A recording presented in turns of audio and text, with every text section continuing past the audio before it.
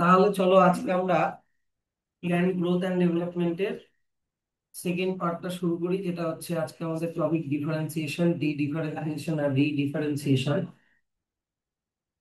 দেখো, মনে করো আমি তোমাকে বললাম একটা টিস্যু, ঠিক আছে? কথাটা আগে বোঝো। একটা টিস্যু,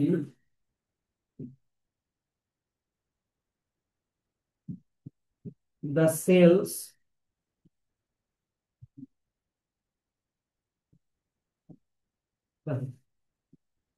দ্য সেলস লুজ, শুনছো তো? The ability to divide.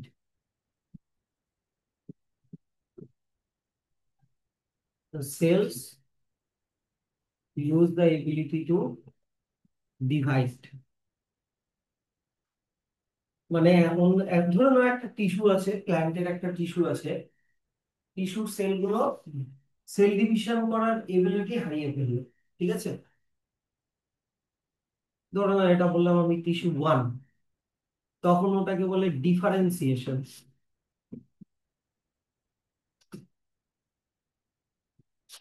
তখন ওটাকে বলে ডিফারেন্সিয়েশন, ঠিক আছে? তো এই টিস্যু ওয়ানটা ডিফারেন্সিয়েশন হওয়ার পরে ভাবো হয়ে গেল টিস্যু টু, ঠিক আছে? এইবার এই টিস্যু টুটা, ভাবো again acquire the ability to divide. মানে ওর মধ্যে সেল ডিভিশনের যে এবিলিটিটা ওটা আবার ফিরে আসলো, তখন ওটাকে বলে ডি ডিফারেন্সিয়েশন।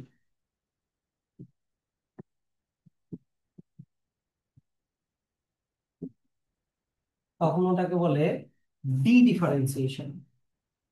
তারপরে কি হলো, ভাবো ওটা হয়ে গেল টিস্যু থ্রি। ভাবো ওটা হয়ে গেল টিস্যু থ্রি। তারপরে টিস্যু থ্রিটা সেল ডিভিশন করার এবিলিটি আবার হারিয়ে গেল। Again lose the ability to divide. তখন ওটাকে বলে রিডিফারেন্সিয়েশন।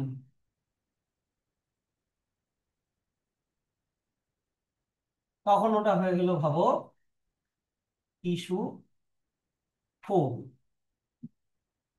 তখন ভাবো ওটা হয়ে গেল টিস্যু ফোর। কথাটা বুঝলা জিনিসটা? বলে নাও একটা টিস্যু ছিল, টিস্যুর সেলগুলো ডিভাইড, সেল ডিভিশন করার এবিলিটি হারিয়ে গেল, তখন ওটা হয়ে গেল ডিফারেন্সিয়েশন।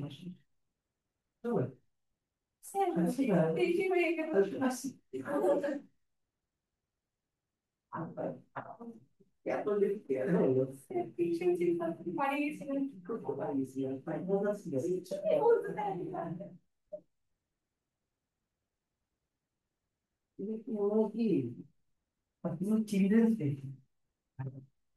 তো একটা টিস্যু ছিল, টিস্যুর সেলগুলো ডিভাইড করার এবিলিটি হারিয়ে গেল, তখন ওটা ওই প্রসেসটাকে বলে ডিফারেন্সিয়েশন।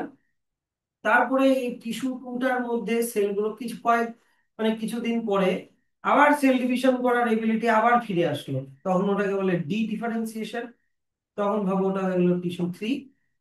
তারপরে ওর আবার সেল ডিভিশন করার এবিলিটি আবার হারিয়ে গেল, তখন ওটাকে বলে রিডিফারেন্সিয়েশন। তখন ওটা হয়ে গেল অন্য একটা টিস্যু, ভাবো টিস্যু ফোর। এটাই হচ্ছে ডিফারেন্সিয়েশন, ডি ডিফারেন্সিয়েশন আর রিডিফারেন্সিয়েশন। এখন খালি করতে হবে কি, তোমাকে এগুলোর এক্সাম্পল করতে হবে। তোমাকে এগুলো কি করতে হবে? এক্সাম্পল। যেমন ধরো এখানে আগে আমি এক্সাম্পল বলার আগে আগে আমি তোমাকে বলে দিই। এই যে দেখো এখান থেকে দেখো, during differentiation cells undergo to major structural change both in their cell wall and protoplasm। হ্যাঁ, আর কি লেখা আছে যে আহ এই যে দেখো, mature to perform specific function. কথাটার মানেটা বুঝো, মানে ওদের ম্যাচিওর হয়ে গেছে, মানে সেল ডিভিশন করার এবিলিটি ওরা হারিয়ে ফেলেছে, তখন ওরা হয়ে গেল, তখন এই প্রসেসটার নাম হচ্ছে ডিফারেন্সিয়েশন। যেমন এখানে একটা এক্সাম্পল দেওয়া আছে, রুট এপিকাল আর শুট এপিকাল মেরিস্টেম থেকে কি তৈরি হয়? ক্যাম্বিয়াম। তাহলে রুট এপিকাল আর শুট এপিকাল মেরিস্টেম থেকে যখন ক্যাম্বিয়াম তৈরি হয়, তখন ক্যাম্বিয়ামের মধ্যে টেম্পোরারি সেল ডিভিশন করার এবিলিটি হারিয়ে যায়। ভাবো, ওই যে টিস্যু ওয়ান টু করে বলেছিলাম, ভাবো রুট এপিকাল আর শুট এপিকাল ভাবো টিস্যু ওয়ান, ঠিক আছে, ক্যাম্বিয়ামটাকে ভাবো টিস্যু টু।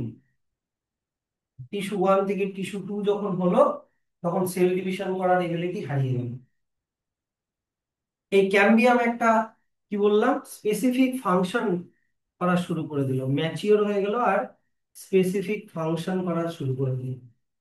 আর যখন এপিকাল মেরিস্টেম যখন ক্যাম্বিয়ামে কনভার্ট হবে, তখন অনেক রকমের স্ট্রাকচারাল চেঞ্জ হয়, সেল ওয়ালের চেঞ্জ হয়, প্রোটোপ্লাজমের চেঞ্জ হয়, এরকম।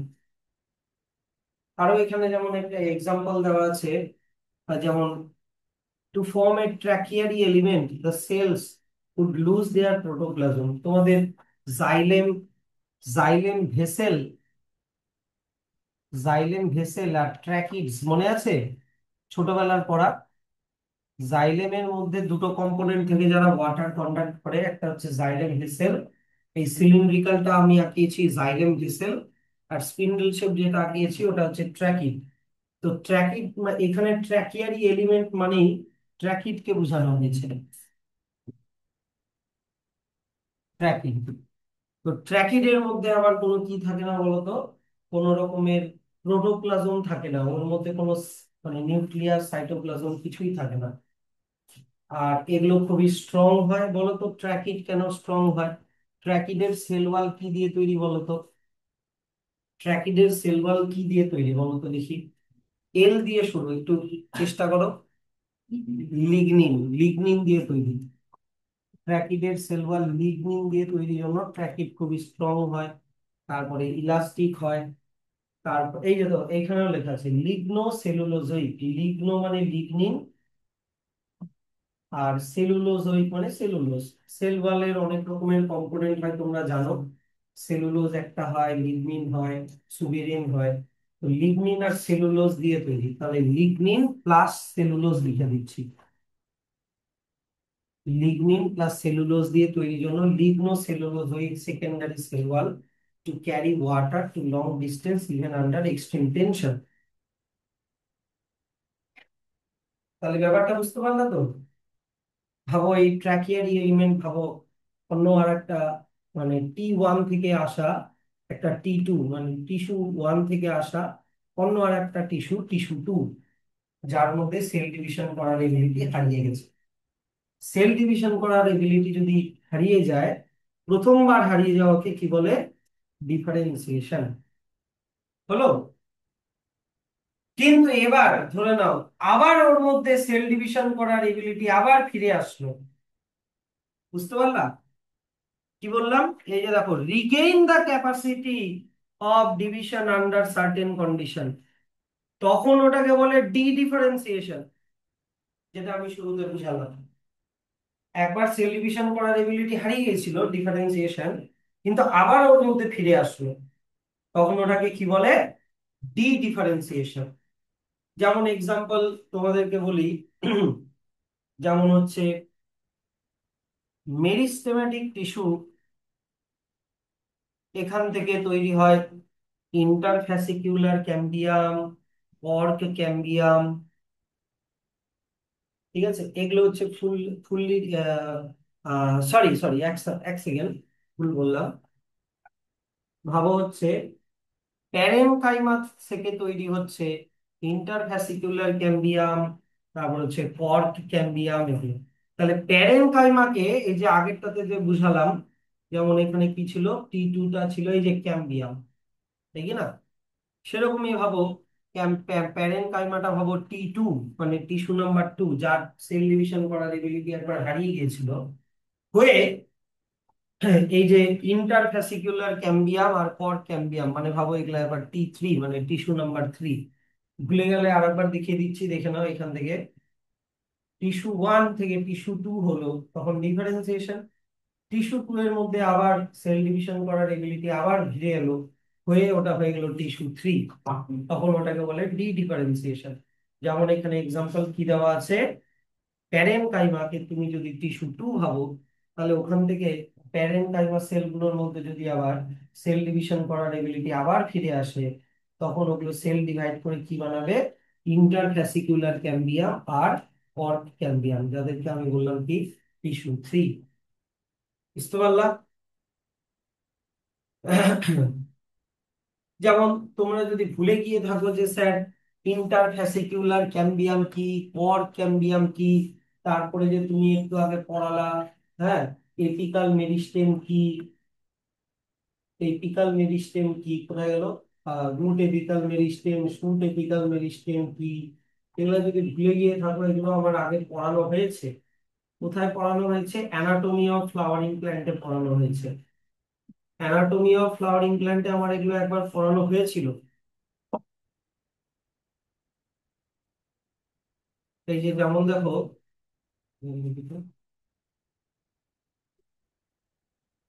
অ্যানাটমি অফ ফ্লাওয়ারিং প্ল্যান্টে তোমাদেরকে আমি বলেছিলাম, এই যে দেখো, জাইলেম আর ফ্লোয়েমের মাঝখানে যদি কোনো ক্যাম্বিয়াম থাকে, এই যে দেখো জাইলেম আর ফ্লোয়েমের মাঝখানে যদি কোনো ক্যাম্বিয়াম থাকে, তখন তখন এটা যদি কোনো প্যারেনকাইমা টিস্যু থাকে, ওটার নাম ক্যাম্বিয়াম। এই ক্যাম্বিয়াম সেল ডিভিশন করতে পারে। তখন আমি এটাও বলেছিলাম, এই যে দেখো কোন জায়গাটায়,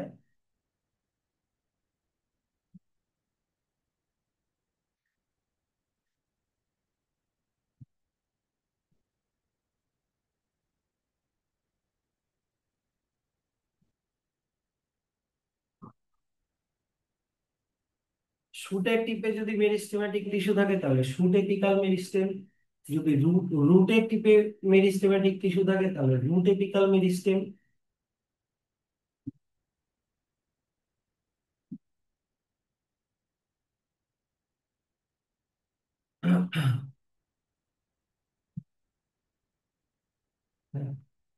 এই যে দেখো, এই ছবিটা তোমাদেরকে আমি আগেও বুঝিয়েছিলাম, দেখো এই ছবিটা একটু চেনা চেনা লাগে কিনা। এই ছবিটা তোমাদের নতুন বইতে নেই, কিন্তু আমি পুরোনো বই থেকে এটা দেখিয়েছিলাম। এটা হচ্ছে রুটের সেকেন্ডারি গ্রোথের একটা ছবি। তো রুটের সেকেন্ডারি গ্রোথের একটা ছবি, যেমন দেখো এখানে তোমাদেরকে আমি বলছি, ভাবো root apical meristem, root apical meristem কোথায় থাকে স্যার? ভাবো এটা রুট, রুটের টিপে আছে, এই রুটের টিপে আছে রুট এপিকাল মেরিস্টেম। এই রুট এপিকাল মেরিস্টেম ডিভাইড করে, দেখো এখানে জাইলেম দেখা যাচ্ছে, তারপরে এখানে ফ্লোয়েম দেখা যাচ্ছে। দেখো তো কোন জায়গাগুলো মার্ক করেছে। জাইলেম হচ্ছে এই জায়গাটা, আর ফ্লোয়েম হচ্ছে এই জায়গাটা। বুঝা যাচ্ছে এবার? দেখো তো এই জাইলেম আর ফ্লোয়েমের মাঝখানে একটা ক্যাম্বিয়াম লেখা আছে, কি নাম বলো তো? ভাস্কুলার ক্যাম্বিয়াম। দেখো তো এবার ওখানে ভাস্কুলার ক্যাম্বিয়াম লেখা আছে। ডি ডিফারেন্সিয়েশনে, ডি ডিফারেন্সিয়েশনে দেখো তো ভাস্কুলার ক্যাম্বিয়াম লেখা আছে, এখন এই যে মার্ক করালাম ডি ডিফারেন্সিয়েশনে। তাহলে ডিফারেন্সিয়েশনে দেখো তো ক্যাম্বিয়াম লেখা আছে কিনা দেখো। ক্যাম্বিয়াম আছে, হ্যাঁ, হ্যাঁ হ্যাঁ, আছে তো। ভাস্কুলার ক্যাম্বিয়াম হচ্ছে জাইলেম আর ফ্লোয়েমের থাকলে ভাস্কুলার ক্যাম্বিয়াম। এগুলো কোথা থেকে আসলো? এগুলো আসলো হচ্ছে রুট এপিকাল মেরিস্টেম থেকে। তো এই এটা হচ্ছে ভাবো ডিফারেন্সিয়েশন। এটা ভাবো হচ্ছে ডিফারেন্সিয়েশন মানে ভাবো এখন মানে রুট এপিক্যাল মেরিস্টেম থেকে যখন ভাস্কুলার ক্যাম্বিয়াম হলো, সেল ডিভিশন করার এবিলিটি হারিয়ে গেছে কিছুক্ষণের জন্য। কিন্তু কয়েকদিন পরেই দেখো আবার ভাস্কুলার ক্যাম্বিয়ামটা ডিভাইড করে দেখো এরকম একটা রিং বানিয়েছে, তাই কি না? তার মানে এখানকার সেলগুলো ডিভাইড করেছে। এখানকার সেলগুলো ডিভাইড করেছে, যত এই সেলগুলো ডিভাইড করবে দেখো প্ল্যানটা তত চওড়া হচ্ছে। দেখো প্ল্যানটা তত চওড়া হচ্ছে, তাই কি না? ও তারপরে এখান এখান থেকেও আরো অনেক সেল, মানে সেল ডিভিশন হয়ে আরো অনেক রে বানাচ্ছে, যে রে গুলোর নাম হচ্ছে মেডুলারি রে, তাই কি না? তো এইগুলো হচ্ছে তোমার তখন তার মানে কি, যখন এই ভাস্কুলার ক্যাম্বিয়াম যখন আবার ডিভাইড করার এবিলিটি আবার ফিরে আসলো, ধরো মেডুলারি রে বানাচ্ছে বা মনে করো ক্যাম্বিয়াম রিং বানাচ্ছে, তখন ওটাকে বলবো আবার কি বলতো, ডি ডিফারেন্সিয়েশন। মানে ওর মধ্যে সেল ডিভিশন করার এবিলিটি আবার ফিরে এসেছে। আমি এগুলো ব্যাক চ্যাপ্টার দেখে আবার বুঝাচ্ছি কিন্তু, হ্যাঁ। কর্ড ক্যাম্বিয়াম যদি দেখতে চাও, কর্ড ক্যাম্বিয়ামও তোমাদের আছে। কর্ড ক্যাম্বিয়াম যদিও এগুলো নতুন বইতে পাবা না, এই যে যেমন এখন এগুলো ভাস্কুলার ক্যাম্বিয়ামের একটা নোটস আছে। তারপরে হচ্ছে ভাস্কুলার ক্যাম্বিয়াম জাইলেম আর ফ্লোয়েমের মাঝখানে থাকে, আর কর্ড ক্যাম্বিয়াম হচ্ছে ঠিক বার্কের নিচে থাকে। এই দুটোই একই কাজ করে, গাছটাকে চওড়া করে, গাছটাকে চওড়া করে দেয়। কর্ড ক্যাম্বিয়াম তোমার স্টেমের মধ্যে পাবা, দেখি তো।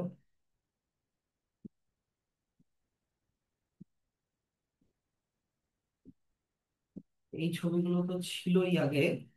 আহ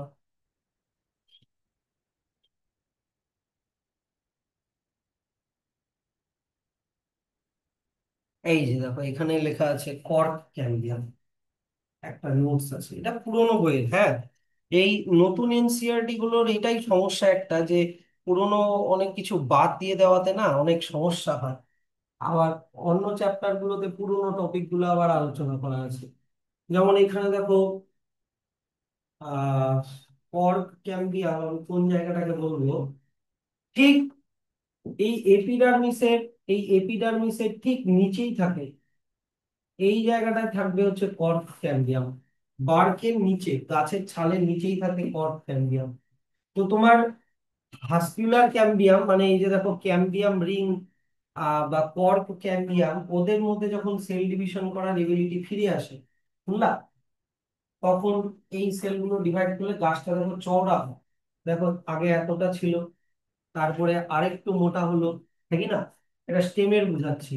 তারপরে দেখো আরো চওড়া হলো, আরো চওড়া হলো, তারপরে দেখো আরো চওড়া হলো, এরকম হতে হলো। এটার একটা প্র্যাকটিক্যাল এক্সাম্পল ধরে নাও, তুমি যদি একটা আম গাছ লাগাও, দেখবা আম গাছটা লাগালা, আম গাছটা প্রথম 3-4 বছরে অত মোটা হচ্ছে না। তার মানে ওর মধ্যে এখন ডিফারেন্সিয়েশন হয়ে গেছে, সেলগুলোর সেল ডিভিশন করার এবিলিটি হারিয়ে গেছে। 3-4 বছর দেখবা, পরে দেখবা খুব মোটা হয়ে গেল 1-2 বছর। তার মানে ওই সেলগুলোর মধ্যে সেল ডিভিশন করার এবিলিটি আবার ফিরে এসছে। তখন ওটাকে বলবো ডি ডিফারেন্সিয়েশন। কথাটা বুঝতে পারছো তো? এরকম করে একটু রিলেট করো, এখন তো আর মানে ওরকম করে অ্যানিমেশন তো আর সেরকম নেই, একটু ইমাজিন করতে হবে, তার মধ্যে বোটা নেই। এবার কোথায় গেল, কোথায় গেল, plan growth, plan growth, plan growth, হ্যাঁ। কিন্তু রিডিফারেন্সিয়েট করার পরে যদি সেল ডিভিশন করার এবিলিটি আবার হারিয়ে যায়, তখন ওটাকে বলে রিডিফারেন্সিয়েশন। দেখো এখানে লেখা আছে কোন জায়গাটায়, যে once again lose the capacity to divide। এটাই মেন লাইনটা আমি আন্ডারলাইন করে দিলাম, যে While do so, such meristem tissue are able to divide and produce cells that once again lose the capacity to divide but mature to perform specific function. এখন ওরা একটা specific ফাংশনে ঢুকে গেল, তখন ওটাকে বলে রিডিফারেন্সিয়েশন, মানে এখন আর সেলগুলো ডিভাইড করবে না। হয়েছে? এখান থেকে কোনো কোয়েশ্চেন থাকলে করুন। তো এবার ব্যাপারটা হচ্ছে যে এখানে একটা কোয়েশ্চেন করেছে, ধরে নাও তুমি প্যারেনকাইমা সেল নিলা, আর প্যারেনকাইমাকে কন্ট্রোল ল্যাবরেটরি কন্ডিশনে তুমি আবার ডিভাইড করালা, তাহলে তুমি এটাকে কি বলবা? What would you call? Differentiation না রিডিফারেন্সিয়েশন না, সরি ডিফারেন্সিয়েশন না রিডিফারেন্সিয়েশন বলবা? একটু বলো তো দেখি। এটাকে বলবো রিডিফারেন্সিয়েশন, বুঝলা? এটাকে রিডিফারেন্সিয়েশন বলবো।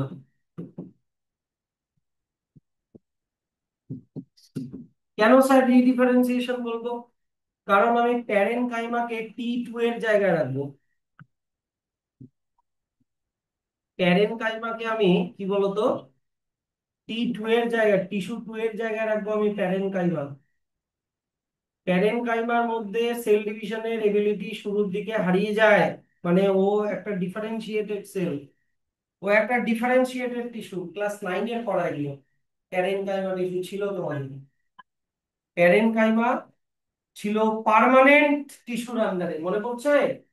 মেরিস্টেমেটিক টিস্যু ছিল এপিকাল, ল্যাটেরাল, ইন্টারক্যালারি, তারপরে ছিল পার্মানেন্ট টিস্যুর আন্ডারে ছিল প্যারেনকাইমা। তো পার্মানেন্ট মানে কি, সেল ডিভিশন করার এবিলিটি ওর হারিয়ে গেছে। এবার এই প্যারেনকাইমাকে নিয়ে তুমি আবার ডিভাইড করালা, ল্যাবরেটরিতে আবার আবার divide divide Corolla, again divide Corolla, তার মানে ওটা কি হবে এখন? D differentiation. আমি কি লিখলাম? এই হে, না ডি না, ডি না, sorry sorry sorry, D differentiation হবে। এরাম, তোমরা ঠিকই বলছিলা। ওটাকে রি না, রিটা মুছে ডি করে দাও, ডি ডিফারেন্সিয়েশন, ডি ডিফারেন্সিয়েশন বলবে। হয়েছে? চলো এবার তাহলে নেক্সট চলে আসি, ফটাফট আজকে কমপ্লিট করতেই হবে। ডেভেলপমেন্ট। ডেভেলপমেন্ট মানে কি? ডেভেলপমেন্ট মানে হচ্ছে আহ all changes that an organism go through during its life cycle from germination to seed synthesis. Germination থেকে শুরু করে, sorry, germination of the seed two sensation, মানে সিডের জার্মিনেশন শুরু থেকে শুরু করে ডেথ পর্যন্ত, সেন্সেশনস মানে ডেথ পর্যন্ত যা যা ঘটনা হয় সবগুলোকে একসাথে কি বলে বলতো? ডেভেলপমেন্ট। আর ডেভেলপমেন্টের ডেফিনেশন আমি আগের দিনও পড়িয়েছি। হলো? নেক্সট এবার চলে আসো, এই ডেভেলপমেন্টের একটা ফ্লো চার্ট, আর এই চার্টটা অনেক স্কুলেই আমি দেখেছি খুব খুব দেয়, ঠিক আছে? যেমন এদিকে দেখবা, আগে বই বই ছাড়ো, মেরিস্টেমেটিক সেল, যার মধ্যে সেল ডিভিশন করার এবিলিটি আছে, জানো তো? মেরিস্টেমেটিক সেলের মধ্যে সেল ডিভিশন করার এবিলিটি থাকে। এবারে ভাবো এটা একটা মেরিস্টেমেটিক সেল, এবার এই মেরিস্টেমেটিক সেলটার মধ্যে প্রোটোপ্লাজম অনেক বেড়ে গেল, তার মানে সেলটা লম্বা হয়ে গেল। প্লাজমেটিক গ্রোথ, সেল, ওর মধ্যে প্রোটোপ্লাজম কন্টেন্ট অনেক বেড়ে গেল, তার মানে কি ওই সেলটা কি হলো? এক্সপ্যানশন হলো বা ইলংগেশন হলো। এবার এই সেলটা মনে করো লম্বা হয়ে জাইলেমে ট্র্যাকিড হয়ে গেল। কি হয়ে গেল বললাম? জাইলেমে ট্র্যাকিড হয়ে গেল। একটু আগে আমি ট্র্যাকিয়ারি এলিমেন্ট পড়ালাম, মনে পড়ছে? তার মানে ওর মধ্যে সেল ডিভিশন করার এবিলিটি হারিয়ে গেল। সেল ডিভিশন করার এবিলিটি হারিয়ে গেল, হারিয়ে যাওয়া মানে কি বলতো? ডিফারেন্সিয়েশন। আর ডিফারেন্সিয়েশন হলেই সেলটা কি হয়ে গেল? ম্যাচিওর হয়ে গেল। ম্যাচিওর হয়ে যাওয়ার মানে এখনো একটা পার্টিকুলার ফাংশন করবে। বলো এই ট্র্যাকিডের ফাংশন কি? এক্ষুনি পড়ালাম। ট্র্যাকিডের ফাংশন কি? এই যে এই সেলটার জাইলেমের ট্র্যাকিডের ফাংশন কি বলতে পারছো না? ওয়াটারকে কন্ডাক্ট করা, ওয়াটার কন্ডাক্ট করা শুরু করে দিল, ম্যাচিওর হয়ে ও একটা স্পেসিফিক ফাংশনে ঢুকে গেল। তার মানে ও এখন হয়ে গেল একটা ম্যাচিওর সেল। ইভেনচুয়ালি এই সেলটা কি হয়ে যাবে বলতো, সেন্স মানে ডেথ হয়ে যাবে। বুঝতে পারলা জিনিসটা? তাহলে এগুলো হচ্ছে একটা প্ল্যান্টের কোনো টিস্যু বা পার্টিকুলার সেলের একটা লাইফ সাইকেলের ফ্লো চার্ট। যে মেরিস্টেমেটিক সেল, যার সেল ডিভিশন করার এবিলিটি আছে, হয়েও লম্বা হচ্ছে, লম্বা হয়ে ডিফারেন্সিয়েট হয়ে সেল ডিভিশন করার এবিলিটি হারিয়ে গেল, হারিয়ে গিয়ে ও ম্যাচিউরেশনের পথে ম্যাচিওরড একটা সেল হয়ে গেল। এই ম্যাচিওর সেলটা আবার কয়েক মানে অনেক বছর পরে মারা যাবে, সেন্সেসেন্স হয়ে মারা যাবে। এটা হচ্ছে একটা কি বলতো, sequence of development process in a plant sell. তো তোমাকে কি করতে পারে, তোমাকে প্লাজমেটিক গ্রোথের জায়গায় এ দিয়ে দিল, তারপরে তারপরে মনে করো ডিফারেন্সিয়েশনের জায়গায় বি দিয়ে দিল, ম্যাচুরেশনের জায়গায় সি দিয়ে দিল, সেন্সেশনস এর জায়গায় ডি দিয়ে দিল। এরকম করে তোমাকে বললো identify A B C and D. কথাটা বুঝলা? তারপরে তোমাকে বললো what do you mean by differentiation, বা ডিফাইন দ্য স্টেপ বি। কথাটা বুঝতে পারছো? তারপরে বললো যে what, define the step C, মানে what do you mean by maturation, এরকম। বা তোমাকে বললো ডিফাইন দ্য স্টেপ ডি, মানে what do you mean by sensations. করে 3 মার্কস, 3+1, 4 মার্কস এর একটা কোয়েশ্চেন দিয়ে দিল। Give some example of step A. না, স্টেপ এ দিবে না, give some example of step B, ডিফারেন্সিয়েশনের এক্সাম্পল দিয়ে দিবা। ডিফারেন্সিয়েশনের এক্সাম্পল এখনই আমি করালাম। এই যে এখানে দেখো, এখানে লেখা আছে এই যে to form tracheary element the cell would lose their chloroplasm, এটা দিতে পারো। বা উপরের এটাও দিতে পারো, from root apical and shoot apical meristem cambium differentiate and mature to perform specific function. এরকম একটা এক্সাম্পল দিয়ে দিলাম। বুঝতে পারছো কি আমি কি বলতে চাইছি? না বুঝতে পারলে বলবা কিন্তু, যে না স্যার হলো না। এটা হ্যাঁ, এটা কি তোমার এ বি সি ডি এর লোকগুলো পর পর আসবে? হ্যাঁ, এটা পর পর। অ্যাকচুয়ালি আমি সিকোয়েন্সটা, এটা পর পর না, আমি তো এটা কোশ্চেনটা কিভাবে দিতে পারে ওটা বললাম। পর পর যদি বলো তাহলে এটা হচ্ছে পর পর হবে তোমার। সেল ডিভিশন হবে 1 নাম্বার, প্লাজমেটিক গ্রোথ হবে 2 নাম্বার, এক্সপেনশন হবে 3, ডিফারেন্সিয়েশন হবে 4, ম্যাচুরেশন হবে 5, সেন্সেশন হবে 6। স্টেপ 2। ঠিক আছে? ওগুলা তো কিসে কনভার্ট হচ্ছে, ওটা তো স্টেপ না, ওটা তো কি কোন টিস্যুতে কনভার্ট হচ্ছে সেটা। আমি স্টেপ গুলা নাম্বারিং করলাম, শুধু অ্যারোর উপরে যেগুলো লেখা আছে সেগুলো। ঠিক আছে? আচ্ছা, এইবার দেখো তোমাদেরকে একটা দারুণ ফ্যাসিনেটিং জিনিস দেখাই। এই ছবিটা দেখবা, ছবিটার নিচের ক্যাপশনটা আমার একটু দেখো, দেখো এ নাম্বার ছবিটা হচ্ছে এই দুটা পাতার ছবি। এই দুটা পাতাকে কিন্তু আলাদা আলাদা মানে ভাববা না, এই দুটা পাতা এর আন্ডারে। আর এ নাম্বারটা হচ্ছে লার্জ স্পার্ক গাছের পাতা। কোন গাছের পাতা? লার্জ স্পার্ক গাছের পাতা। এই লার্জ স্পার্ক গাছের পাতা যখন জুভেনাইল স্টেজে থাকে, মানে গাছটা যখন খুব ছোট থাকে, তখন পাতাগুলো এরকম দেখতে হয়। কিন্তু এই সেম গাছের পাতা যখন অ্যাডাল্ট স্টেজে থাকে, মানে বড় হয়ে যায়, তখন এরকম দেখতে হয়। বুঝতে পারলা? আবার এবার বি নাম্বার ছবিটা দেখবা, বি নাম্বারের আন্ডারে এই দুটা ছবি আছে। এই দুটা ছবি হচ্ছে বাটার কাপ গাছের পাতা। এই বাটার কাপ গাছ টেরিস্ট্রিয়াল মানে ল্যান্ডেও হতে পারে, বুঝতে পারলা? আবার ওয়াটার মানে অ্যাকোয়াটিক হ্যাবিটেটেও হতে পারে। যদি গাছের পাতাটা টেরিস্ট্রিয়াল হ্যাবিটেটে হয়, একই গাছ, মনে করো এটা মনে করো মনে করো একটা পুকুর, এখান থেকে জল আছে। এবার এখান থেকে মনে করো গাছটা হয়েছে, ভাবো গাছটা এখান থেকে হয়েছে। এবার গাছের কিছু পাতা মনে করো বাইরে আছে, তখন এরকম দেখতে হবে। কথাটা বুঝতে পারলা? তখন এরকম দেখতে হবে, তখন এরকম দেখতে হবে। কিন্তু গাছের একটা পাতা মনে করো জলের ভিতরে আছে, তখন আবার এরকম দেখতে হবে, তখন আবার এরকম দেখতে হবে। একই গাছের দুই রকমের পাতা, একই গাছের দুই রকমের পাতা। হ্যাঁ, হ্যাঁ, এবার গাছের ভিতরে, জলের ভিতরে থাকার সময় ওর কার্বন ডাই অক্সাইডকে অ্যাবজর্ব করার জন্য ওই রকম হয়ে গেছে, আর জলের বাইরে থাকার সময় ওরকম হয়ে গেছে এরকম। তো ব্যাপারটা হচ্ছে কি যে, হ্যাঁ, একটা গাছেরই মধ্যে দুই রকমের মরফোলজি। না না না, এ নাম্বার আলাদা প্ল্যান্ট লার্কস্পার, বি নাম্বার আলাদা প্ল্যান্ট বাটার কাপ। এটা একটা ঘটনার দুটা এক্সাম্পল। ঘটনাটাকে বলে প্লাস্টিসিটি। ঘটনাটাকে কি বলে? প্লাস্টিসিটি। প্লাস্টিসিটির মানে তাহলে কি বুঝলা বলো? একই গাছের একই লাইফ টাইমে দুই রকমের মরফোলজি। হ্যাঁ, একটা গাছেরই একই লাইফ টাইমে দুই রকমের মরফোলজি, এটাকে বলে প্ল্যান্ট প্লাস্টিসিটি। কি বললাম?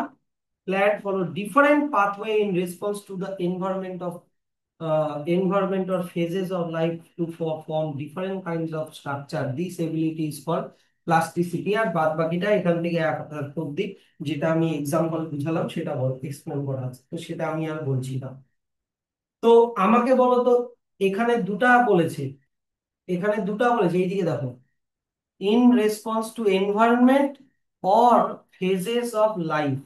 ঠিক আছে, আমাকে বলো কোনটা ইন রেসপন্স টু এনভায়রনমেন্ট, এ না বি? কোনটা এনভায়রনমেন্টের জন্য দুই রকম, মানে প্লাস্টিসিটি কোনটা example?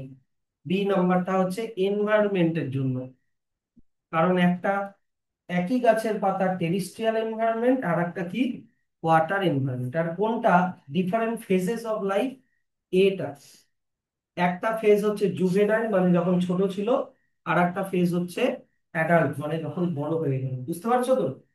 Give one example of plant plasticity depending on response to environment. তখন তোমরা আবার কিন্তু লার্কস্পার দিয়ে দিও না, তখন দিবা বাটার কাপ। বুঝতে পারছো?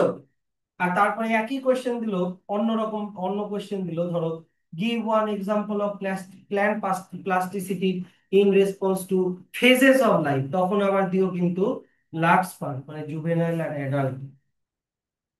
বুঝতে পারছো? জুভেনাইল মানে কিশোর অবস্থা, মানে চাইল্ডের পরের ফেজটাকে, মানে টিনেজ বলতে গেলে, টিনেজ। তাহলে দেখো, এখানে একটা কি বলা আছে যে, তাহলে প্ল্যান্টের যে গ্রোথ, ডিফারেন্সিয়েশন, ডেভেলপমেন্ট, এগুলো কিসের উপরে ডিপেন্ডেন্ট করে? যে life of a plant, life of a plant. তাহলে ডেভেলপমেন্টকে তুমি কি বলতে পারো? Sum of growth and differentiation. Development is considered as sum of growth and differentiation. Development in plants in both, that is both growth and is under control of intrinsic and extrinsic factors। কথাটা এই জায়গাটা একবার একটু ধ্যান দিবা। Factors, intrinsic factor কথাটার মানে কি? যেই ফ্যাক্টর গুলো প্ল্যান্টের বডির ভিতরে, ভিতরের কিছু ফ্যাক্টর। বলতে পারো প্ল্যান্টের বডির ভিতরের কোন ফ্যাক্টর প্ল্যান্টের গ্রোথকে কন্ট্রোল করে? Plant hormone. বুঝতে পারছো? প্ল্যান্ট হরমোন, সেগুলো প্ল্যান্টের বডির ভিতরের ফ্যাক্টর, যেগুলো প্ল্যান্টের গ্রোথকে ইনফ্লুয়েন্স করে। আর এক্সট্রিনসিক মানে কি বলতো? প্ল্যান্টের বডির বাইরের ফ্যাক্টর। তো প্ল্যান্টের বডির বাইরের এরকম কোনো ফ্যাক্টর বলতে পারবা যেটা প্ল্যান্টের গ্রোথকে ইনফ্লুয়েন্স করে? লাইট, ওয়াটার, নিউট্রিয়েন্টস, এগুলো। কথাটা বুঝতে পারছো তো? জিনিসটা ধরতে পারলা তো? আমি বেশি এক্সপ্লেন করছি না, অত এক্সপ্লেনেশনে যাচ্ছি না। তো দা ফরমার, ফরমার মানে আগে কোনটা আছে? ইন্ট্রিনজিক। ইন্ট্রিনজিক ফ্যাক্টরের মধ্যে কি কি পড়ে যায়? ইন্ট্রাসেলুলার মানে জেনেটিক পড়ে যায়, কোন ধরনের জিন আছে। ইন্ট্রাসেলুলার ফ্যাক্টর যেমন কেমিক্যাল, যেমন ফ্ল্যাট গ্রোথ রেগুলেটর মানে হরমোন, এগুলো। ভাইল দা ল্যাটার, ল্যাটার মানে পরে কোনটা আছে? এক্সট্রিনজিকটা আছে। তাহলে ল্যাটারের মধ্যে কি পড়ে যাবে? লাইট মানে, তারপরে টেম্পারেচার, ওয়াটার, অক্সিজেন, নিউট্রিশন, এগুলো পড়ে যাবে, যেগুলো প্ল্যান্টের বডির বাইরের ফ্যাক্টর। তো আমরা এই যে এখনই তোমাদেরকে বললাম যে plant growth regulator, plant growth regulator কোনটার আন্ডারে পড়ে বলো তো? এক্সট্রিনজিকটা ইন্ট্রিনজিক? ইন্ট্রিনজিকের আন্ডারে। তো এই প্ল্যান্ট গ্রোথ রেগুলেটর নিয়ে আমরা এখন পড়াশোনা করি। প্ল্যান্ট গ্রোথ রেগুলেটর স্যার, এটাকে প্ল্যান্ট গ্রোথ রেগুলেটর কেন বলছে, প্ল্যান্ট গ্রোথ হরমোন কেন বলেনি? আমরা তো ছোটবেলায় পড়েছিলাম, মনে পড়ছে? অক্সিন, জিবরেলিন, সাইটোকাইনিন, অ্যাবসিসিক অ্যাসিড, মনে পড়ছে? তো এগুলো তো আমরা পড়েছিলাম প্ল্যান্ট গ্রোথ হরমোন, কিন্তু ক্লাস 11-এ এসে এগুলোকে বলেছে প্ল্যান্ট গ্রোথ রেগুলেটর। কেন স্যার? কারণ এরা প্ল্যান্টের ডেভেলপমেন্টকে বাড়ায় আবার কমায়। কোন হরমোন প্ল্যান্টের গ্রোথকে বাড়ায়, একটা এক্সাম্পল দিতে পারবা? অক্সিন। আর কোন হরমোন প্ল্যান্টের গ্রোথকে কমায় বলতে পারবা? Abscisic acid. অ্যাবসিসিক অ্যাসিড, যেটাকে স্ট্রেস হরমোন বলে, বাড়ায়। সেই জন্য যেহেতু এরা গ্রোথ বাড়ায় কমায় দুটাই করে, সেই জন্য এটাকে হরমোন না বলে কি বলেছে? রেগুলেটর। এটা দরকারের উপরে। তো এবার দারুণ একটা গল্প শোনো এবার। গল্প শুনবা, ঠিক আছে? যে প্ল্যান্ট, গল্পটা আমি বলছি, দেখো, প্ল্যান্ট গ্রোথ রেগুলেটর, যেটাকে পিজিআর বলে। পিজিআর এর ফুল ফর্ম কিন্তু আবার পরীক্ষায় আসলে কনফিউজ হয়ে যায় না। What do you mean by PGR? কেউ জানেই না পিজিআর মানে প্ল্যান্ট গ্রোথ রেগুলেটর, এত ইজি কোয়েশ্চেন ছাড়ে দিয়ে চলে আসলো। সেটা কিছুই না, small simple molecules of die diverse chemical composition, মানে সিম্পলি বলতে গেলে এরা বিভিন্ন রকমের কেমিক্যাল। যেমন স্যার, প্ল্যান্ট গ্রোথ রেগুলেটরের কত রকমের ক্যাটাগরি হয়, এদিকে দেখো কত রকমের ক্যাটাগরি হয়। ইন্ডোল কম্পাউন্ড হয়, অ্যাডিনিন ডেরিভেটিভ কম্পাউন্ড হয়, তারপরে হচ্ছে টারপিন হয়, তারপরে হচ্ছে ডেরিভেটিভস অফ ক্যারাটিনয়েডস হয়, আর গ্যাসেস হয়। কয়টা ক্যাটাগরি বললাম? এক, দুই, তিন, আর চার। চার রকমের ক্যাটাগরির প্ল্যান্ট গ্রোথ রেগুলেটর হয়। আর হ্যাঁ, না, পাঁচটা আছে। ও সরি সরি সরি, পাঁচটা হলো তো, হ্যাঁ ঠিক। এইদিকে তিন করে দিই, ক্যারোটিনয়েড হয়ে গেল তিন, তিন, টারবিন হয়ে গেল চার, আর গ্যাসেস হয়ে গেল পাঁচ। পাঁচটা ক্যাটাগরির প্ল্যান্ট হরমোন হয়। আর প্রত্যেকটা ক্যাটাগরির আন্ডারে এক্সাম্পল দেওয়া আছে, দেখো ব্র্যাকেটের মধ্যে। ইন্ডোল কম্পাউন্ডের আন্ডারে কি এক্সাম্পল দেওয়া আছে? Indole 3 acetic acid, IAA. তারপর হচ্ছে কি অ্যাডিনিন ডেরিভেটিভস এর আন্ডারে কি দেওয়া আছে? N6 ফুরফুরাইল amino purine. আর কি দেওয়া আছে? কাইনেটিন। তারপরে ক্যারোটিনয়েড ডেরিভেটিভস এর আন্ডারে দেওয়া আছে অ্যাবসিসিক অ্যাসিড, যেটাকে শর্টে বলে এবিএ। টারপিনস এর আন্ডারে দেওয়া আছে জিবরেলিক অ্যাসিড আর জিএ3। গ্যাসের আন্ডারে দেওয়া আছে ইথিলিন অর C2H4। প্রত্যেকটার এক্সাম্পল দেওয়া আছে। স্যার, এগুলো কি? কিছুই তো বুঝতে পারতেছি না, কিছুই তো বুঝতে পারতেছি না। আর আমি চাইলেও তোমাদেরকে বুঝাতে পারবো না। আমি চাইলেও তোমাকে বুঝাতে পারবো না। কেন বলো তো বুঝাতে পারবো না? তোমাকে এগুলো হায়ার কেমিস্ট্রি জানতে হবে। তোমাকে ভাবতে হবে ইন্ডোল একটা কেমিক্যাল কম্পাউন্ড। এবার ইন্ডোলের স্ট্রাকচার ওগুলো আমি এখন বুঝাতে পারবো না। এগুলো পিওর কেমিস্ট্রি। তুমি কেমিস্ট্রি স্যারকে জিজ্ঞাসা করতে পারো, স্যার ইন্ডোল কি? ইন্ডোল হচ্ছে একটা কেমিক্যাল, যেটা প্ল্যান্টের বডিতে পাওয়া যায়, এইটাই আমি বলতে পারি। স্যার, এটা আমি বলতে পারি অ্যাডেনিন কি। ডিএনএ এর মধ্যে থাকে, মনে আছে? Adenine, guanine, thymine, cytosine. ওই অ্যাডেনিন এর ডেরিভেটিভ, মানে অ্যাডেনিন থেকে অ্যাডেনিনেরই একটা মডিফাইড ফর্ম, এটা আমি বলতে পারি। হ্যাঁ, তারপরে ক্যারোটিনয়েড কি আমি বলতে পারবো না? ক্যারোটিনয়েড একটা কেমিক্যাল, যেটার একটা মানে কমপ্লেক্স স্ট্রাকচার আছে। তুমি তুমি নেটে সার্চ করে দেখতে পারো স্ট্রাকচার অফ ক্যারোটিনয়েড। সেটার একটা মডিফাইড ফর্ম, মানে ডেরিভেটিভ। আর বিভিন্ন, একটাই গ্যাস আছে, একটাই গ্যাসিয়াস হরমোন নয়, যেটা হচ্ছে ইথিলিন। ইথিলিন আশা করি তোমরা জানো, C2H4। ইথিলিন কোন কার্বন কম্পাউন্ডের কমন নাম বলো? বলো। C2, myth, ইথ। দুটা কার্বন আছে না, C2। তাহলে মিথ হলে একটা কার্বন, আর দুটা কার্বন হলে কি বলে? ইথ। তাহলে এটা একবার কোন ফর্মুলায় পড়ছে? CnH2n। তার মানে এটা অ্যালকিনের আন্ডারে, তার মানে এটা ইথিন। ইথিনের কমন নাম ইথিলিন। ক্লাস 10 এর পড়া। এনিওয়ে, তো এগুলো হচ্ছে প্ল্যান্টের গ্রোথকে ইনফ্লুয়েন্স করে। তো এখান থেকে এত অব্দি একটা ব্র্যাকেট করে দিও। আশা করি আমি যতটা বলার পসিবল ততটা বলতে পারছি। এখন আমাকে এটা জিজ্ঞাসা করো না যে ইন্ডোল কি, তারপরে ক্যারোটিনয়েড কি, ওগুলো পিওর কেমিস্ট্রি। এখন তাহলে তোমাকে নামটা মুখস্থ হবে, তোমার মাথায় একটা ইমাজিন করে নিতে হবে এগুলো কেমিক্যাল কম্পাউন্ড, এগুলো ডিফারেন্ট ডিফারেন্ট স্ট্রাকচার আছে এই, আর কি বলবো। এবার এই পিজিআর গুলোকে দুটো ইয়েতে ডিভাইড করা যায়, দুটো কি বলবো, দুটো গ্রুপে ডিভাইড করা যায়। ওগুলো ক্যাটাগরি বললাম, এখন আমি গ্রুপ বলছি। দুটো গ্রুপে ডিভাইড করা যায়। হ্যাঁ, একটা গ্রুপ, আমার কথাটা আগে শোনো, বই দেখার আগে আগে আমার কথাটা শোনো। একটা গ্রুপ যে প্ল্যান্টের গ্রোথকে বাড়ায়, প্ল্যান্ট গ্রোথ প্রমোটিং, বুঝতে পারছো, তাদেরকে বলে প্ল্যান্ট গ্রোথ প্রমোটার্স। আর একটা হয় স্ট্রেসফুল কন্ডিশনে প্ল্যান্টের গ্রোথকে কমায়, তাদেরকে বলে মানে গ্রোথ ইনহিবিটিং, মানে তাদেরকে বলে প্ল্যান্ট গ্রোথ ইনহিবিটার, মানে তাদেরকে বলে প্ল্যান্ট গ্রোথ ইনহিবিটার। দুই মানে একটা হয় প্ল্যান্টের গ্রোথকে বাড়ায়, আর একটা হয় প্ল্যান্টের গ্রোথকে থামায়, plant growth promoter, plant growth inhibitor.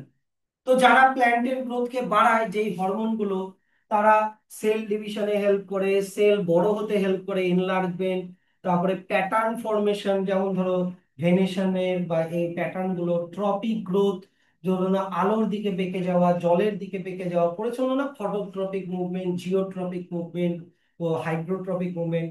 ফুল ফুটাতে হেল্প করে, ফ্লাওয়ারিং, ফল হতে হেল্প করে, ফ্রুটিং, সিড ফরমেশনে হেল্প করে, মানে মোটামুটি প্ল্যান্টের গ্রোথ রিলেটেড যতগুলো কাজ সেগুলোতে হেল্প করে। আর যারা প্ল্যান্ট গ্রোথ ইনহিবিটার, তারা কি করে, ধরে নাও এরা কোথাও প্ল্যান্টের কোথাও কেটে গেল উন্ড, বা প্ল্যান্টের উপরে কোনো স্ট্রেস পড়ছে, ধরে নাও খুব গরম, বুঝতে পারছো, খুব গরমে স্টোমাটা গুলো কি হয়ে যায় বলতো, প্ল্যান্টের লিফের স্টোমাটা গুলো কি হয়ে যায়, খুলে যায় না বন্ধ হয়ে যায়? কেন খুলে যাবে? খুব গরমে যদি প্ল্যান্টের স্টোমাটা খুলে যায় তাহলে তো সব জল বেরিয়ে যাবে, তখন প্ল্যান্টের স্টোমাটা গুলো বন্ধ হয়ে যায়, তাই কি না? তাহলে এরকম স্ট্রেসফুল কন্ডিশনে, সেটা কোনো বায়োটিক কন্ডিশন হতে পারে, মানে কোনো লিভিং অর্গানিজমের জন্য হতে পারে, বা অ্যাবায়োটিক কন্ডিশন মানে কোনো নন লিভিং স্ট্রেসের জন্য হতে পারে, যেমন হাই টেম্পারেচার।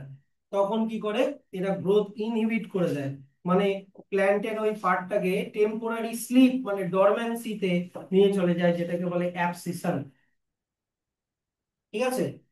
তো এর আন্ডারে অ্যাবসিসিক অ্যাসিডটা পড়ে এর আন্ডারে। এছাড়াও আরেকটা প্ল্যান্ট গ্রোথ ইনহিবিটর আছে ইথিলিন। ইথিলিন একটু আগে আমরা কি পড়লাম, এটা হচ্ছে গ্যাসিয়াস প্ল্যান্ট গ্রোথ রেগুলেটর। তো এরা প্ল্যান্টের গ্রোথকে কন্ডিশনালি থামিয়ে দেয়। এইবার যে গল্পটা আমি তোমাদেরকে বলবো, তোমরা জানলে অবাক হবা, প্ল্যান্টের যতগুলো হরমোন আছে, সবগুলা হরমোনের ডিসকভারি অ্যাক্সিডেন্টাল, মানে কোনোটাই ইন্টেনশনালি ডিসকভার হয়নি, সবগুলাই অ্যাক্সিডেন্টালি। যেমন চার্লস ডারউইনের নাম শুনেছো, তাই না? চার্লস ডারউইন, চার্লস ডারউইন আর ওর ছেলে ফ্রান্সিস ডারউইন, এরা পাগল সায়েন্টিস্ট ছিল। ঘরের মধ্যে একটা ট্রের মধ্যে ঘাস লাগায় রাখছিল, ঘাস লাগায় রেখে লাইট জ্বালায় চলে গেছিল কোথায়। পরের দিন এসে দেখে ঘাসগুলা লাইটের দিকে বেঁকে গেছে। কথাটা বুঝতে পারলা? তো এদের কি কি করে অ্যাক্সিডেন্টালি। তো তখন এরা দেখলো যে এই যে coleoptiles of canary grass response to the unilateral illumination by growing towards the light source, যেটাকে কি বলে ফটোট্রপিজম। লাইটের দিকে বেঁকে যাওয়াকে কি বলে ফটোট্রপিজম। স্যার আমি কিছুই বুঝলাম না, কোলিওপটাইল মানে কি? কোলিওপটাইল মানে যদি ভুলে গিয়ে থাকো তাহলে মনোকটিলেডোনাস সিড বের করে ওখানে কোলিওপটাইল দেখে নিতে পারবা। মনোকটিলেডোনাস সিডে প্ল্যান্টের এটা কি হলো অ্যানাটমি, আর একটা কি ছিল মরফোলজি না? প্ল্যান্টের মরফোলজিতে, মরফোলজি অফ ফ্লাওয়ারিং প্ল্যান্টে তোমার মনোকটিলেডোনাস সিড কোথায় আছে বের করো।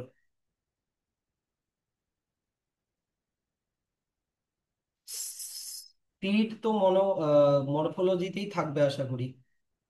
Root, stem, leaves, flower, seed, হ্যাঁ সিড তোমার হচ্ছে মরফোলজিতেই থাকবে।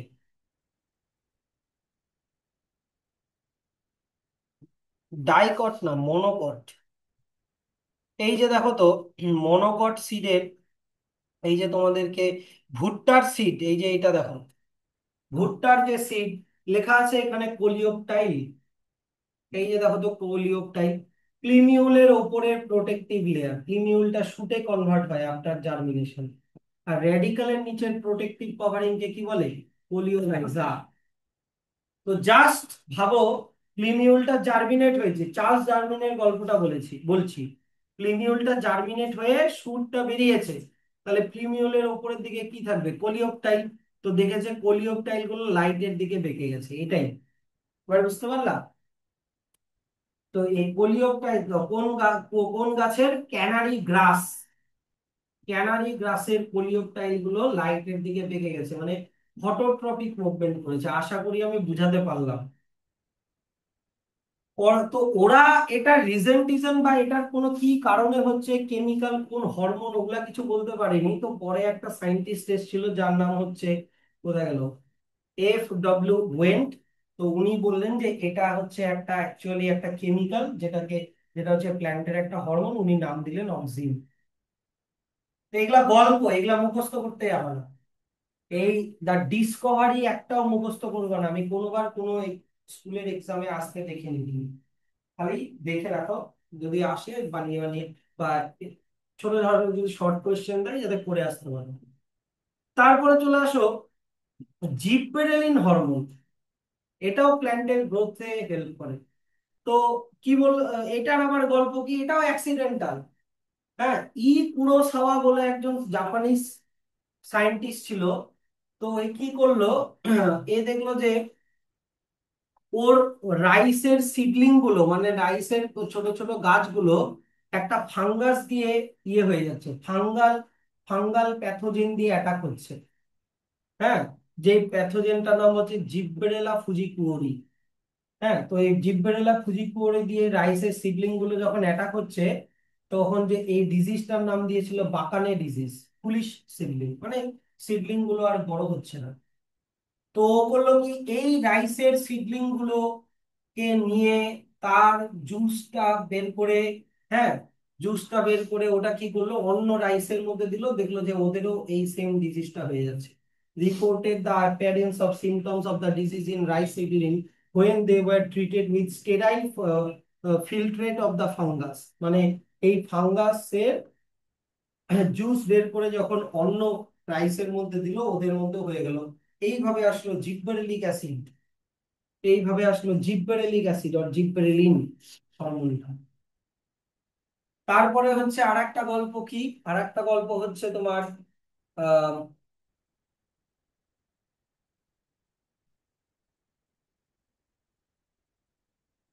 আর একটা কোন হরমোন গেল এখানে, হ্যাঁ, কাইনেটিন। দেখো তো কাইনেটিন কোনটার আন্ডার, কাইনেটিনের আন্ডারে কি এক্সাম্পল ছিল? কাইনেটিনের আন্ডারে কি ছিল? কাইনেটিনের আন্ডারে যেন কি ছিল? ও, অ্যাডিনিন ডেরিভেটিভস এর আন্ডারে ছিল কাইনেটিন। N6 ফুলফুরাইলো অ্যামাইনো পিউরিন আর কাইনেটিন। এই কাইনেটিনের আবার আর একটা মানে ইয়ে হওয়া গল্প আছে। ওরা করলো কি, যে দুজন সায়েন্টিস্ট ছিল, যে মানে এফ স্পুগ আর ওর কো ওয়ার্কার, এফ স্পুগ আর ওর কো ওয়ার্কাররা কিসের উপরে ডিসকাস করছিল, কিসের উপরে রিসার্চ করছিল? টোব্যাকো স্টেমের উপরে মানে রিসার্চ করছিল।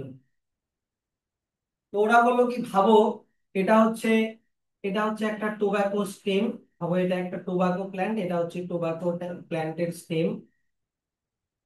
তো এই টোব্যাকো স্টেমের গ্রোয়িং স্টেম থেকে একটু পার্ট কেটে নিল, এই পার্ট গুলোকে তারপরে ছোট ছোট টুকরো করে দিল, টুকরো করে দিয়ে ওরা একটা গ্রোথ মিডিয়ামের মধ্যে দিয়ে দিল। গ্রোথ মিডিয়ামের মধ্যে দিয়ে দিল, দেখলো কি এই সেলগুলো খুব র্যাপিডলি গ্রো করছে। যেই সেলের মাসটা তৈরি হলো ওটাকে বলে হচ্ছে ক্যালাস। টিস্যু কালচার মনে পড়ছে ক্লাস 10 এর পড়া? টিস্যু কালচার আর মাইক্রো প্রোপাগেশন, যে প্ল্যান্টের ছোট্ট একটা পার্ট থেকে অনেকগুলো প্ল্যান্ট বানানো যায়। তো টোব্যাকো প্ল্যান্টের স্টেম থেকে এরকম একটা ক্যালাস বানালো। তারপরে দেখলো কি যে এর মধ্যে অক্সিন দিল। অক্সিন তো দিলই, কিন্তু তার সাথে কি দিল সাপ্লিমেন্টারি হিসাবে? দিল হচ্ছে ভাস্কিউলার টিস্যুর এক্সট্রাক্ট, ভাস্কিউলার টিস্যুর জুস দিয়ে দিল। তারপরে ইস্টের এক্সট্রাক্ট দিয়ে দিল। কোকোনাট মিল্ক অর ডিএনএ দিয়ে দিল, মানে নারকেলের যে ভিতরের শ্বাস ওটার যে জুসটা বা ওটার ডিএনএটা দিয়ে দিল। দিয়ে দেখলো যে খুব তাড়াতাড়ি এই সেল ডিভিশন মানে ক্যালাস ফরমেশনটা খুব তাড়াতাড়ি হচ্ছে, মানে সেল ডিভিশন খুব তাড়াতাড়ি হচ্ছে। তো পরবর্তীকালে অন্য একজন সায়েন্টিস্ট আছে মিলার। মিলার এট অল কথাটার মানে হচ্ছে মিলারের সাথে আরো অনেক সায়েন্টিস্ট পরে দেখলো যে ওই কাইনেটিনটা কিছুই না, অ্যাকচুয়ালি এটা একটা ক্রিস্টালাইজড ফর্ম অফ সাইটোকাইনিন। এটা হচ্ছে সাইটোকাইনিন। তাহলে এইভাবে সাইটোকাইনেসিসের ডিসকভারি হলো। তারপরে কি আসলো? তারপরে আরেকটা গল্প আছে যে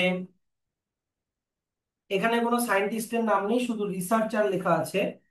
ওরা দেখলো যে প্ল্যান্টের মধ্যে আবার এমন কিছু কেমিক্যাল আছে যারা আবার ইনহিবিটর, মানে প্ল্যান্টের গ্রোথকে থামায়। যেমন ইনহিবিটর বি, ঠিক আছে? একজন সায়েন্টিস্ট আবিষ্কার করলো ইনহিবিটর বি বলে একটা হরমোন অন্য দেশের। অন্য দেশের সায়েন্টিস্ট আবিষ্কার করলো অ্যাবসিসন টু। অন্য দেশের আর একটা সায়েন্টিস্ট আবিষ্কার করলো ডরমিন। পরে দেখলো যে এই তিনটা আলাদা না, তিনটাই একই জিনিস, তো তিনটারই না একই নাম কি দিয়ে দিল?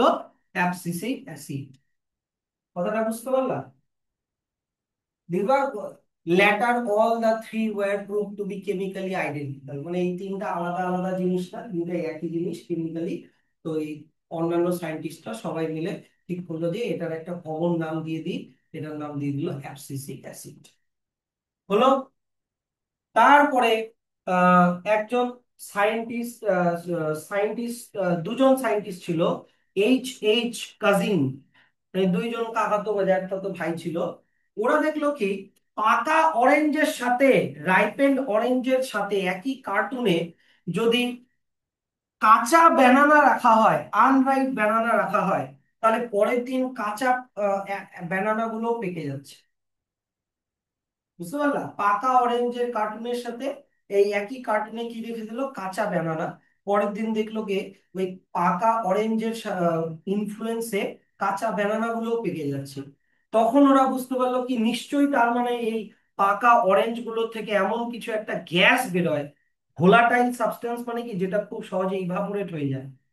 ভোলাটাইল সাবস্টেন্স বেরোয় যেটা কাঁচা কলাগুলোকে পাকিয়ে দিচ্ছে। তো এই গ্যাসিয়াস এই পিজিআর তার নাম দিয়ে দিল কি বলতো? ইথিলিন। গ্যাসিয়াস পিজিআর তার নাম দিয়ে দিল ইথিলিন। দেখলো যে এই গ্যাসটা আর কিছুই না, এটা হচ্ছে ইথিলিন।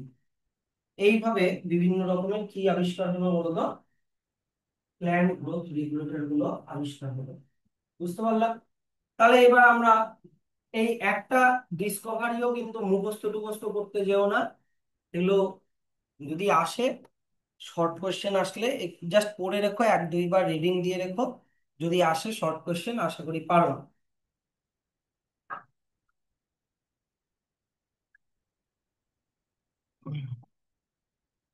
তাহলে প্রথমে যেটা চলে আসে সেটা হচ্ছে অক্সিন। থাক থাক, নিচেই থাক। অক্সিন, অক্সিনের ব্র্যাকেট গুলো করবে, হ্যাঁ।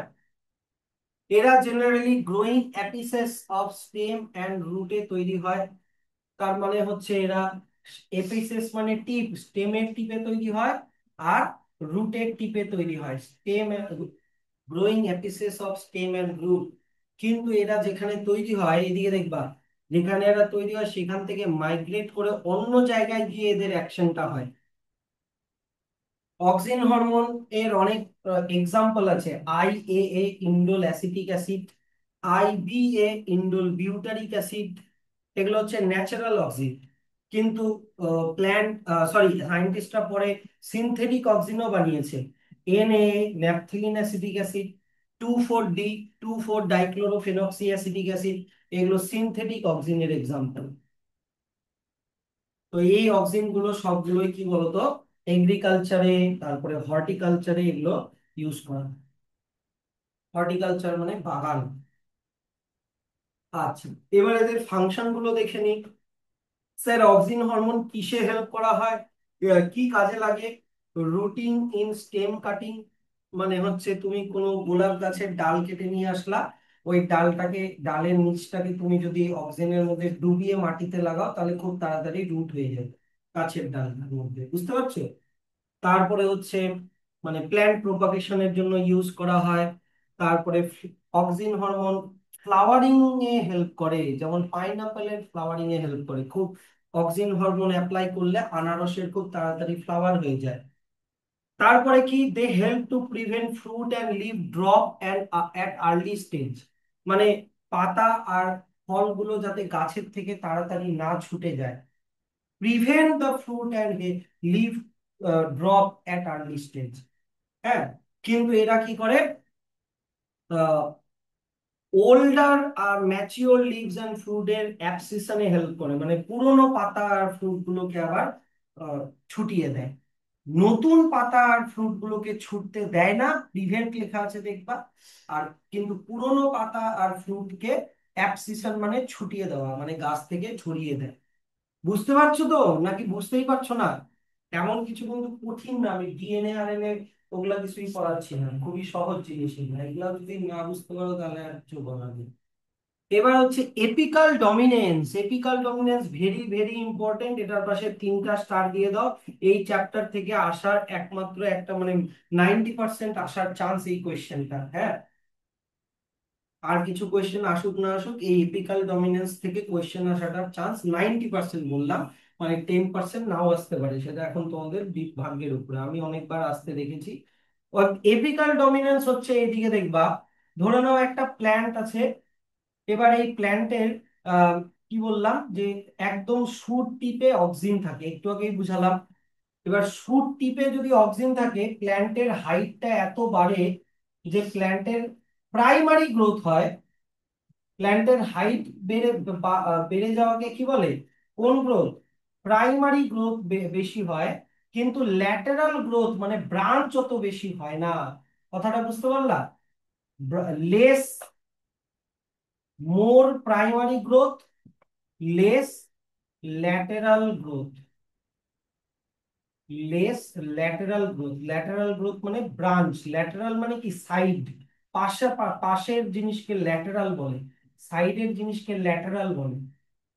আর ল্যাটেরাল গ্রোথ মানে বলতে গেলে সেকেন্ডারি গ্রোথ আর কি, সেকেন্ডারি না, সেকেন্ডারি না, সরি, সেকেন্ডারি তো গাছ চওড়া হওয়াকে সেকেন্ডারি গ্রোথ বলে। ল্যাটেরাল গ্রোথ মানে হচ্ছে ব্রাঞ্চ হওয়াকে ল্যাটেরাল গ্রোথ বলে। মানে প্ল্যান্ট, এবার এটা তার মানে কি, আহ, এই অক্সিন হরমোন প্ল্যান্টের কোথায় থাকে? অ্যাপেক্সে থাকে। অ্যাপেক্স থেকেই এসছে এপিকাল, বুঝতে পারছো? তার মানে অ্যাপেক্সটাই বেশি ডমিনেন্ট, অ্যাপেক্সটা বাড়ছে, তাই সাইডের গ্রোথ হচ্ছে না। তাই এই ঘটনাটাকে কি বলে বললাম, এপিকাল ডমিনেন্স। কদম গাছের দেখবা, কদম গাছ লম্বা হয়েই হচ্ছে, হয়েই হচ্ছে, হয়েই হচ্ছে, কিন্তু ওর অত ব্রাঞ্চেস, কিন্তু মানে গোড়ার দিকে অত ব্রাঞ্চেস নেই, যা ব্রাঞ্চেস আছে একটু উপরের দিকে আছে। কিন্তু ওই কদম গাছেরই তুমি যদি একটা কাজ করতে পারো, যদি মনে করো যখন ছোট আছে, ওর যদি তুমি অ্যাপেক্সটা কেটে দাও, বুঝতে পারছো? মানে শুটের টিপটা যদি তুমি কেটে দাও, তখন কি হবে বলো তো, অক্সিন হরমোনটা চারিদিকে ছড়িয়ে পড়বে, তখন আবার ল্যাটেরাল গ্রোথ আবার বেশি হবে, তখন আবার মানে ব্রাঞ্চিং তখন আবার বেশি হবে, প্রোফাউজ ব্রাঞ্চিং হবে। একটা এক্সাম্পল দিতে পারবা ডেলিবারেটলি কোন গাছের এপিকাল ডমিনেন্সটাকে থামিয়ে দেওয়া হয়, মানে প্ল্যান্টার হাইট যাতে বেশি না হয়, কিন্তু ঝাঁকড়া টাইপের যাতে ডালপালা যাতে বেশি হয়, বলতে পারবা একটা এক্সাম্পল? চা গাছের, চা গাছের, টি প্ল্যান্টের, টি প্ল্যান্টের কি, আহ যে পাতাগুলো যে ছিঁড়ে নেয়, পাতাগুলো কোথা থেকে ছেড়ে, তোমার শুটের টিপ থেকে ছেড়ে, যাতে ওর হাইটটা বেশি না হয়, কিন্তু ঝাঁকড়া টাইপের যাতে হয়। হাইট বেশি হয়ে গেলে কচি পাতাগুলোকে ছেঁড়া একটু অসুবিধা, মানে এই ধরো 3 ফিট 4 ফিট এর মধ্যেই রাখ। নারকেল গাছের নারকেল গাছের এপিকাল মানে অক্সিনটা যদি মানে শুট টিপটা যদি কেটে দাও হয়তো গাছটা মরেই যাবে। ওটার ফিজিওলজিটা আবার অন্যরকম। হম। ওদের ব্রাঞ্চ বলতে কি, ওদের তো কম্পাউন্ড লিফ তাই না? ওদের কম্পাউন্ড লিফ, তো ওদের ডালগুলো একটা লিফ। যে ডালগুলো দেখো ওগুলো অ্যাকচুয়াল ব্রাঞ্চ না, ওগুলো লিফ। ওই লিফের থেকে আবার সরু সরু লিফ বেরিয়েছে, ওগুলো কম্পাউন্ড লিফ। কথাটা বুঝতে পারলা? এপিক্যাল ডমিনেন্স মানে এপিসেসটা বেশি বাড়বে আর ল্যাটেরাল গ্রোথ কম হবে। কিসের জন্য এটা? অক্সিনের জন্য, খুবই important. Most higher plant the growing apical bud inhibits the growth of lateral bud. মানে ওপরের বাড গুলোই গ্রো হবে, সাইডের বাড গুলো অত হবে না। এপিক্যাল বাড আর ল্যাটেরাল বাডকে অ্যাক্সিলারি বাড বলে। বাড মানে কি, কিছুই না, এই তোমার ওপরের দিকে যে ছোট ছোট আউটগ্রোথ গুলো হয় যেটা থেকে পাতা হয় ওটাকে এপিক্যাল বাড বলে। আর এইখানে তোমাদেরকে পড়িয়েছি এগুলো, একটা ব্রাঞ্চ একটা পাতা আছে, এই পাতার এই অ্যাঙ্গেলটাকে কি বলে? তোমার হচ্ছে অ্যাক্সিল। আর অ্যাক্সিল থেকে যদি একটা বাড বেরোয় তখন ওটাকে কি বলে? Axillary bud. তাও এই অ্যাক্সিলারি বাডের গ্রোথ অত বেশি হবে না, অ্যাক্সিলারি বাডই কিন্তু ব্রাঞ্চে কনভার্ট হয়। এই অ্যাক্সিলারি বাডের ইয়েটা গ্রোথটা হবে না, খালি এপিক্যাল বাডেরই গ্রোথটা হবে, এটাই বলেছে।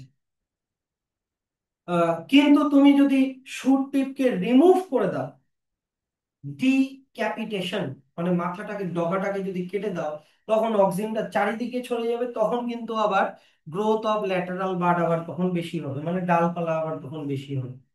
হ্যাঁ, এটা it is widely applied in T plant, এই যে যে এক্সাম্পলটা আমি তোমাদেরকে বললাম, চা গাছের এটা করা হয়। এটা একটা হয়ে গেল। আর কি আছে অক্সিন হরমোন থেকে? যে auxin also induce parthenocarpy, very very important. Parthenocarpy তোমরা ক্লাস 12-এ পড়বা। সিডলেস ফ্রুট বানানো।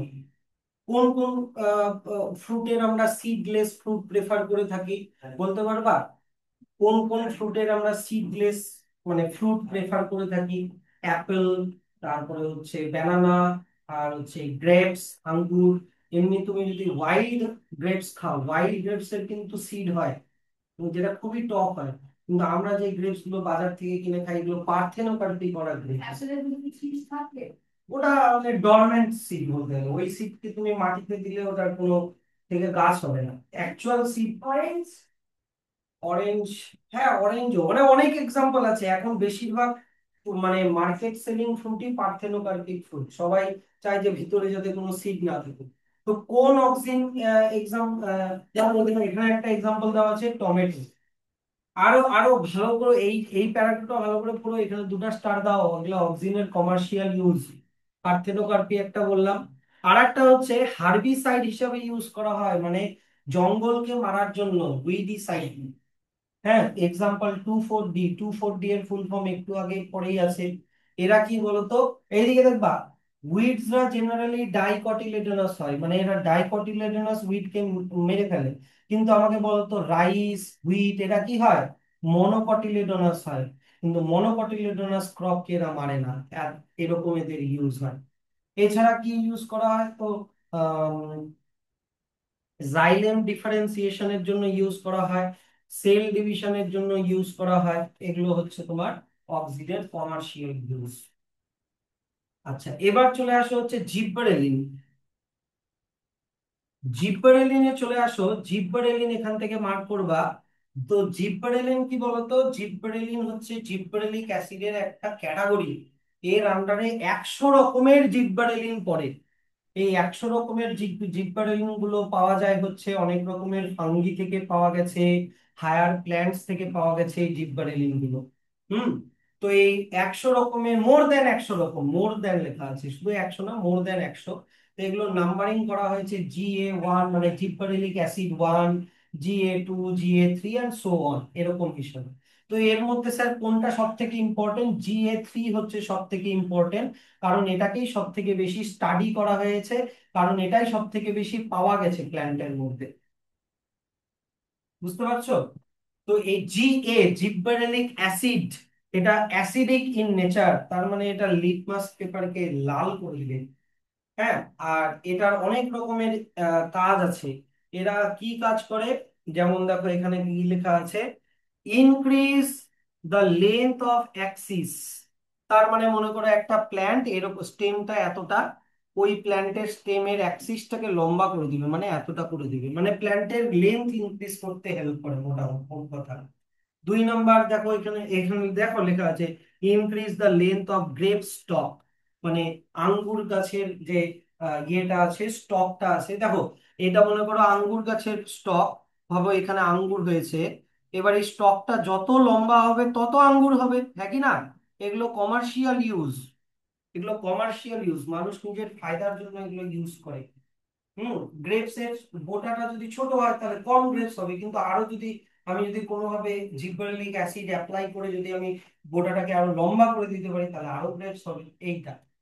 তো জিব্বারেলিন আরো কি করে দেখো, এখানে লেখা আছে অ্যাপেল, হ্যাঁ, তারপরে আঙ্গুর, এই ধরনের ফ্রুট গুলোকে ইলংগেট মানে লম্বা হতে হেল্প করে। যেমন আগে আমরা আঙ্গুর খেতাম, আমি ছোটবেলায় আঙ্গুর খেতাম গোল গোল, এখন আঙ্গুর পাওয়া যায় এরকম লম্বা লম্বা, দেখেছো?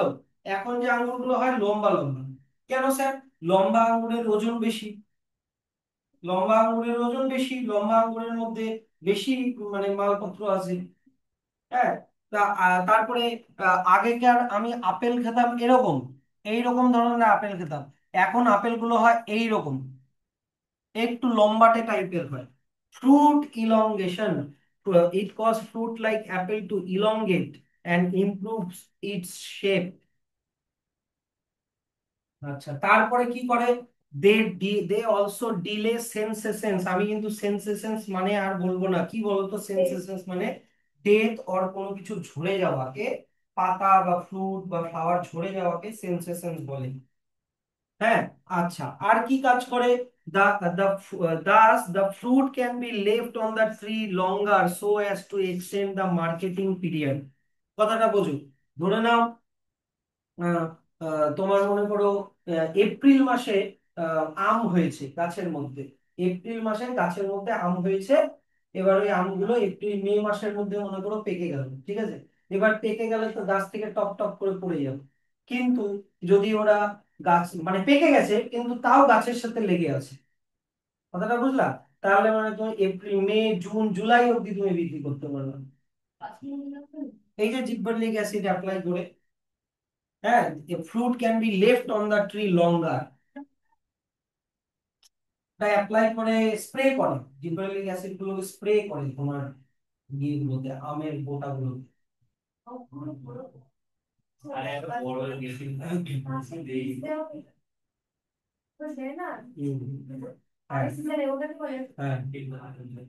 Fruit can be left on the tree, sir আমগুলো পেড়ে নিয়ে গোডাউনে রাখলেই তো হতো, কিন্তু গোডাউনে রাখলে কতক্ষণ, কতদিন থাকবে না, হ্যাঁ, বিক্রি করে দিতে হবে, কিন্তু গাছের সাথে লেগে থাকলে অনেকদিন ফ্রেশ থাকবে, বুঝতে পারছো এগুলো। তারপরে আর কি, GA3 is used to speed up the malting process in brewing industry। বলো ব্রিউইং ইন্ডাস্ট্রি মানে কি, বৈদিক মডার্ন? ব্রিউইং ইন্ডাস্ট্রি মানে মদ বানানো, মল্টিং প্রসেস মানে ফার্মেন্টেশন, জানো তো ফার্মেন্টেশন মানে কি? মানে সুগার থেকে অ্যালকোহল বানানো। তো ওটাতে কারণ জিব্বারেলিক অ্যাসিড কিসের মধ্যে পাওয়া যায়, এই যে দেখো কি, ফাঙ্গি, একটা ফাঙ্গির এক্সাম্পল দিতে পারবা যে অ্যালকোহলিক ফার্মেন্টেশন করে, ইস্ট। তো এই ইস্টের জিব্বারেলিক অ্যাসিডকে ইউজ করে এই ব্রিউইং ইন্ডাস্ট্রিতে মল্টিং প্রসেসকে তাড়াতাড়ি করানো হয়, মানে অ্যালকোহল প্রোডাকশনকে তাড়াতাড়ি করানো হয়। আচ্ছা, তারপরে দেখো, দেখো মনে করো তোমার, তুমি মনে করো গান্না মানে সুগার কেন, আখ লাগিয়েছো, হ্যাঁ, আখ লাগিয়েছো, এবার তোমার আখের মধ্যে এরকম ইয়ে থাকে জানো তো, এরকম দাগ দাগ দেখা যায় না, ব্যাম্বু ট্রি এর মতো। তো এই এই দাগগুলোকে কি বলে বলো, কি বলে? নোড। আর দুটো নোডের মাঝখানের ডিসটেন্স কে কি বলে? Inter node.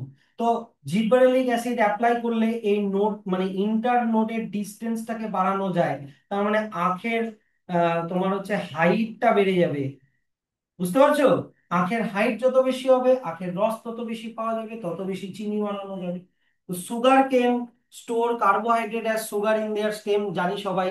Spraying sugar cane crop with gibberellin increase the length of the stem, thus increasing their yield by as much 20 tons per acre। ধরো নাও আগে যদি 30 টন পাওয়া যেত, এখন 50 টন পাওয়া যায় জিব্বারেলিক অ্যাসিড, কারণ এগুলো সুগার কেন গুলোকে অনেক লম্বা করে দেয়। আর কি, spraying juvenile conifer with gibberellic acid. Conifer মানে কি বলো? কনিফার মানে কি প্ল্যান্ট, তোমার হচ্ছে ইয়ে বা কি জানো ক্লাসিফিকেশন, প্ল্যান্ট প্ল্যান্ট কিংডম বলো কনিফার। কোনস, পাইন, পাইন গাছ, জিমনোস্পার্ম। তো পাইন গাছ জুভেনাইল মানে কি, তোমার একটু আগেই বললাম কি জানো, টিনেজার, বুঝতে পারছো? তো টিনেজার মানে জাস্ট একটা ছোট কনিফার মানে পাইন গাছের মধ্যে তুমি যদি ইয়ে করো, জিব্বেরেলিক অ্যাসিড স্প্রে করো, তাহলে ওর ম্যাচুরিটি পিরিয়ডটা খুব তাড়াতাড়ি, মানে খুব তাড়াতাড়ি বড় হয়ে যায়, তাড়াতাড়ি সিড প্রোডাকশন করে, তাড়াতাড়ি ওরা বড় হয়। আচ্ছা, আর একটা কি, এই যে তোমার এই যে সুগার কেনের, এটা আবার কেন রিপিট করেছে জানি না, সুগার কেনের এই যে ইন্টারনোডের হাইটটাকে বাড়িয়ে দেওয়াকে বলা হয় বল্টিং। Very very important. আমি অনেকবার দেখেছি বল্টিং প্রসেসটা, মানে আসা 1 মার্কসের জিব্রেলিন অলসো প্রমোটস বল্টিং। এই যে একটু আগে কি বললাম, এই যে internode elongation just prior to the flowering of in, কোন কোন এক্সাম্পল কি কি দিলাম, বিট হতে পারে, ক্যাবেজ হতে পারে, হ্যাঁ, বা রোজেট হ্যাবিটেটের যে সিড গুলো প্ল্যান্ট গুলো হয়। রোজেট হ্যাবিটেট মানে কি, পাতাগুলো গোলাপ ফুলের পাপড়ির মতো ফুটবে, রোজ, রোজ থেকে এসছে রোজেট, পাতাগুলো এমন ভাবে ফুটবে। একটা এক্সাম্পল দিতে পারবা রোজেট হ্যাবিটেট? রোজেট মানে গোলাপ ফুলের পাপড়ির মতো পাতাগুলো হয়, মানে পাতাগুলোর অ্যারেঞ্জমেন্ট হয়, পাতাগুলো হয় না, গোলাপ ফুলের পাপড়ির অ্যারেঞ্জমেন্ট দেখেছো তো, সেটার অ্যারেঞ্জমেন্টের মতো পাতাগুলোর অ্যারেঞ্জমেন্ট হয়। বলতে পারবে এরকম এক্সাম্পল? ক্যাবেজ, মূলা, বাঁধাকপির যে ইয়েটা, ওটা গোলাপ ফুলের পাপড়ির মধ্যে একটার উপরে একটা লেগে থাকে, তাই তো? এনিওয়ে, তো এগুলোর বল্টিং প্রসেসে হেল্প করে। আচ্ছা, নেক্সট চলে আসে হচ্ছে সাইটোকাইনিন। নেক্সট চলে আসে হচ্ছে সাইটোকাইনিন। সাইটোকাইনিন আমি বলছি আগে, এটার ডিসকভারিটা দেখে নাও। একটা মাছ হয়, এই যে মাছের ছবিটা দেখে নাও, এই মাছটার নাম হচ্ছে হেরিং ফিশ। হেরিং, মাছটার নাম কি? Herring fish. এই হেরিং ফিশের অটোক্লেভড হেরিং ফিশের স্পার্ম ডিএনএ থেকে প্রথম সাইটোকাইনিন পাওয়া গিয়েছিল। Autoclaved herring sperm DNA. Sir autoclaved আবার মানে কি? অটোক্লেভড মানে ডিসইনফেক্ট করা, খুব সিম্পল ভাবে যদি বলতে চাই, হ্যাঁ, মানে ওর মধ্যে কোনো জার্মস নেই। তো অটোক্লেভড হেরিং ফিশের স্পার্মের ডিএনএ থেকে প্রথম একটা কেমিক্যাল পাওয়া গেছিল, এই কেমিক্যালটার নাম দিয়েছিল কাইনেটিন। হ্যাঁ, যেটা কি বলতো, এই যে অ্যাডিনিন পিউরিনেরই একটা মডিফাইড ফর্ম, মানে ডেরিভেটিভস। এই ডেরিভেটিভস এর এই ওয়ার্ডটা আগেও আমি আজকে বলেছি কিন্তু, হ্যাঁ কি না? তো স্যার বলো তো, একটা জিনিস তোমাদেরকে বলি, ভাবো এখানে একটা সেল আছে, সেলের মধ্যে নিউক্লিয়াস আছে। তো প্রথমে নিউক্লিয়াসটা ডিভাইড হয়ে দুটা নিউক্লিয়াস হলো, নিউক্লিয়াস ডিভিশন হওয়াকে কি বলে? ক্যারিওকাইনেসিস। তারপরে কি হবে? সাইটোপ্লাজমটা ডিভাইড হবে, সাইটোপ্লাজমটা ডিভাইড হয়ে দুটো সেল হবে। এবার সাইটোপ্লাজম ডিভাইড হওয়াকে কি বলে? সাইটোকাইনেসিস। তো সাইটোকাইনেসিস থেকে এসছে সাইটোকাইনিন। কথাটা বুঝলা? তার মানে এই সেল, এই হরমোনটা কিসে হেল্প করে? সাইটোকাইনেসিস মানে বেসিক্যালি সেল ডিভিশনে হেল্প করে, সেল ডিভিশনে হেল্প করে মেইনলি, মনে মনে রাখবা। সাইটোকাইনেসিস মানে সাইটোপ্লাজমের ডিভিশন। তো cytokinins have specific effects on cytokinesis. যেটা প্রথম কোথায় পাওয়া গিয়েছিল? যেটা কিনা অ্যাডিনিন আর পিউরিনেরই মডিফাইড ফর্ম, যেটা প্রথম পাওয়া গিয়েছিল অটোক্লেভড হেরিং মাছের স্পার্মের ডিএনএ থেকে। তো এগুলো শুরু শুরুতে প্ল্যান্টের মধ্যে পাওয়া যাচ্ছিল না। Kinetin does not ochre naturally in plant. কিন্তু তোমার ইয়ে দেখতেই থাকলো, সায়েন্টিস্টরা দেখতেই থাকলো, দেখতেই থাকলো, দেখতে দেখতে ওরা দেখলো কি কর্ন ক্রেনেল মানে ভুট্টার সিডের যে শাঁসটা হয়, বা কোকোনাট মিল্ক, ওটার যে ইয়ে মানে কোকোনাটের যে শ্বাসের থেকে যে দুধের মতো যে সাদা যে ইয়েটা বেরোয়, ওখান থেকে ওরা একটা কেমিক্যাল পেলো যেটার নাম হচ্ছে জিয়াটিন। যে জিয়াটিনটার সেম কাইনেটিনের মতনই সেম সাইটোকাইনিন লাইক অ্যাক্টিভিটি দেখতে পাওয়া গেল, মানে সাইটোকাইনেসিস করতে পারে। বুঝতে পারছো তো আমার গল্পটা? তো since the discovery of zeatin, several naturally occurring cytokinins and some synthetic compounds with cell division promoting activity have been identified. Zeatin আবিষ্কার হওয়ার পরেই অনেক মানে ন্যাচারাল সাইটোকাইনিন আর সিনথেটিক সাইটোকাইনিন বানানো হলো। তো সাইটোকাইনিন কিসে হেল্প করে, কোথায় পাওয়া যায়? Regions where rapid cell division occurs, যেখানে সেল ডিভিশন বেশি হয়, সাইটোকাইনেসিস বেশি হয়, সেখানেই সাইটোকাইনিন পাওয়া যাবে। এক্সাম্পল এপি রুট এপিসেস, মানে রুটের টিপে পাওয়া যাবে, ডেভেলপিং শুট বাড বা শুটের বাডে পাওয়া যাবে, ইয়ং ফ্রুটসে পাওয়া যাবে, যেখানে সেল ডিভিশন বেশি হয়। এবার এটার ফাংশনে চলে আসো। It helps to promote produce new leaves, নতুন পাতা তৈরি করতে হেল্প করে, ক্লোরোপ্লাস্ট তৈরি করতে হেল্প করে, ল্যাটেরাল শুট গ্রোথ। এবার বলো ল্যাটেরাল গ্রোথ মানে কি? লম্বায় বাড়া নাকি বেশি ব্রাঞ্চ হওয়া? বলো। ব্রাঞ্চ হওয়াকে ল্যাটেরাল গ্রোথ বলে। Lateral shoot growth and adventitious shoot. তোমরা বট গাছ দেখেছো? বট গাছের এরকম যে ব্রাঞ্চের থেকে এরকম ঝুড়ি বেরোয়, হ্যাঁ কি না? এগুলোকে অ্যাডভেন্টিসিয়াস রুট বলে। তারপরে মনে করো তোমরা পাথরকুচির পাতা দেখেছো, বগে তোমার ব্রায়োফাইলামের এখান থেকে ছোট ছোট বাট বেরোয়। তো মানে যেখান থেকে শুট বেরোনোর কথা না, সেই অন্য কোনো জায়গা থেকে যদি শুট বেরোয় সেটাকে অ্যাডভেন্টিসিয়াস শুট বলে। তো এই অ্যাডভেন্টিসিয়াস শুট বানাতে হেল্প করে। আচ্ছা, একটু আগে তোমাদেরকে এপিকাল ডমিনেন্স বুঝালাম, যেটা অক্সিনের জন্য হয়। তো অক্সিন কি করে? লম্বাটাই বাড়ায়, ল্যাটেরাল গ্রোথকে কমায়, কিন্তু সাইটোকাইনিন ওটার উল্টা করে, ও ল্যাটেরাল গ্রোথকেই প্রমোট করে। মানে ও, এই যে দেখো লেখা আছে সাইটোকাইনিন হেল্পস ওভারকাম দা এপিকাল ডমিনেন্স, মানে এপিকাল ডমিনেন্স কে উল্টা আটকায়। মানে প্ল্যান্টটা শুধু লম্বাই হবে তা না, ওর প্রফিউজ ব্রাঞ্চিংও হবে। তো তোমাকে এখান থেকে একটা কোশ্চেন দিতে পারে, which plant hormones do opposite effect on each other? পারবা? অক্সিন আর cytokinin, and which in which context? তখন বলবা এপিকাল ডমিনেন্স দিয়ে এক্সপ্লেইন। তো তোমাকে বলতে হবে অক্সিন এপিকাল ডমিনেন্স কে প্রমোট করে, তার মানে লম্বাই হবে, ডালপালা কম হবে, কিন্তু সাইটোকাইনিন ওটার উল্টা করে, মানে এপিকাল ডমিনেন্স কে আটকায়, মানে লম্বা একটু কম হবে কিন্তু ব্রাঞ্চিংটা বেশি হবে। এই কোশ্চেনটা কিন্তু খুব আসে। আরো একটা কোশ্চেন বলে দিচ্ছি, why cytokinin is called opposite of auxin hormone? বুঝতে পারলা? এটা কারণ এরা এপিকাল ডমিনেন্সের দিক থেকে উল্টা কাজ করে। তো দেখো আর কি আছে, সাইটোকাইনিন নিউট্রিয়েন্ট মেটাবলিজমেও হেল্প করে, আর লিফের সেন্সেশনকেও ডিলে করে। আশা করি সেন্সেশনস মানে বলতে হবে না, ডিলে কথার মানেও বলতে হবে না। হয়েছে? নেক্সট চলে আসে হচ্ছে কি, কি রে বলি, শেষ হচ্ছে না কেন?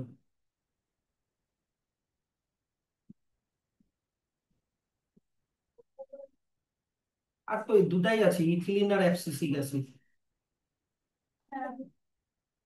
10 মিনিট।